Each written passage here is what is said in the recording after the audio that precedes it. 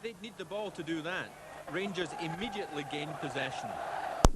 John Brown surged forward, and it was clear the Ibrox men were looking for that early goal. In the end, Ally McCoist's effort flew over the top.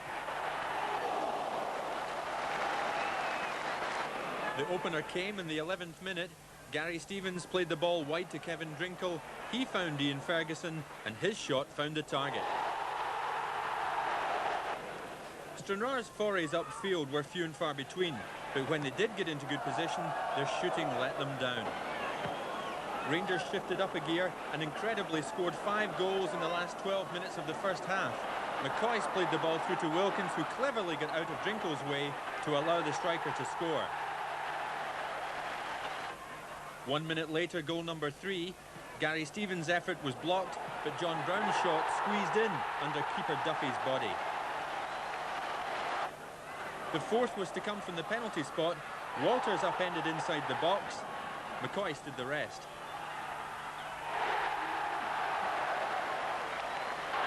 Two minutes later, Derek Ferguson found Walters positioned perfectly to score Rangers' 5th. Amid the flurry of goals, Rangers' Ian Ferguson was taken off injured. His replacement, Ian McCall, player-manager Graham Souness organising the substitution. Then, right on half-time, the 6th. From a Mark Walters corner, Butcher jumped highest and John Brown headed home.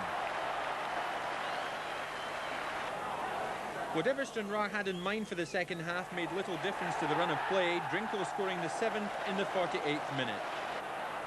Ally McCoist could have laid claim to the afternoon's most spectacular goal had his overhead kick beaten keeper Duffy. It was then the Ibrox faithful acknowledged the unhappy plight of the visitors and began cheering any Stranraer move.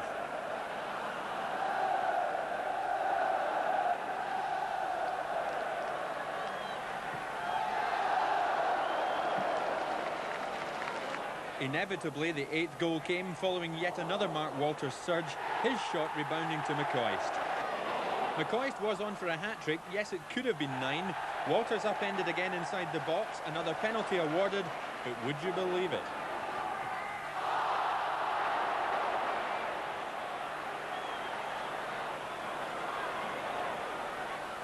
In spite of an 8-0 drubbing then, Stranraer's brave men clearly enjoyed this big-time cup experience. Not surprisingly, Graham Souness enjoyed the day too. We're delighted with it, Jim. Stranraer came here to make life awkward for us. Unfortunately, we got the goal, which changed the game. The first goal was quite spectacular from Ian Ferguson. And that changed the game, and after that we settled down and got on with the business and won it in the first half. All credit to Stranraer, they kept working. They didn't sit back and try and make it a 0-0. It was entertainment. Obviously, we've come away with all the goals, but it was entertainment at the end of the day. A slight easing off in any way in the second half. I mean, it was 6-0 at half-time. I spoke to them at half-time and tried to impress upon them that it would be professional for them to go out the same attitude as they'd had in the first 45. But it is difficult. I appreciate that. And we didn't slacken off too much. Nothing upset me. Ian Ferguson picked up a knock. What's the latest in that one? He just got a knock on the knee. He's got some stud marks on the knee. It was an accident, and we took him off as a precautionary measure. And Derek Ferguson the same. He said he was feeling one of his hamstrings tighten up a wee bit, so we took him off as a precautionary measure as well. It's been widely reported this week that you've been out in Milan. Just this week. Talking to Dynamo Kiev officials. What is the latest on that? I mean, is Vasily Rats coming here? We have kept in close contact with Dynamo Kiev since we played them here 2 years ago. I was out there, I was invited out there to speak to them about several things. As everybody knows, their system is changing at present. They're going to start to not only sell players abroad, but start to import them as well. I went out there and spoke to them about several different subjects, and one of them was, yes, the subject of bringing players from Russia to possibly play here. There's nothing specific in it, and there's nothing immediate. There'll be no Russian playing at Ibrox next Saturday. Nothing immediate? There's nothing immediate, no.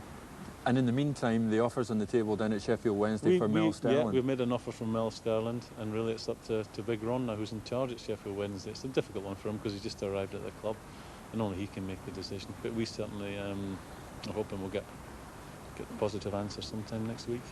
But 8-0 today. I'm delighted. I mean, it's the furthest we've been in the cup.